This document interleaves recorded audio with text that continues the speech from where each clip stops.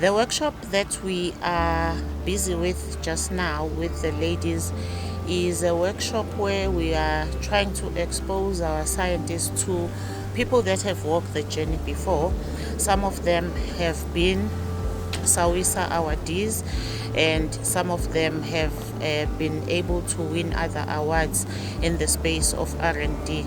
But also we have other disciplines such as communication, where we are teaching them how to tell their stories, how to walk into certain platforms and demand what they need, like trying to get funding. It's a whole range of things where people are being empowered. It just doesn't only empower the young ones and upcoming, but it also empowers those that have been in the space, and that sometimes you learn something that you have not thought about before. We've just had another session where we are being asked why we chose the careers that we did, and if you think about it, then it helps you to concentrate better or to think better about the choices that you made and the reasoning thereof. And this is why then it becomes important that you know your story.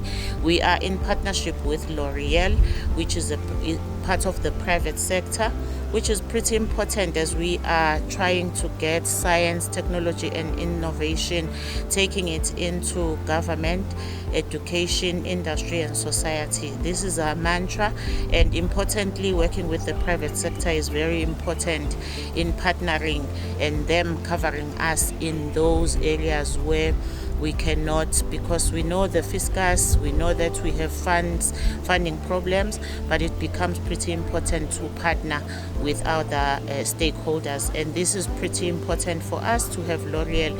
And we hope that as we go on into the 21st year of SA WISA, we get more stakeholders that would move forward with us in terms of this role that we have as science, technology and innovation in the country.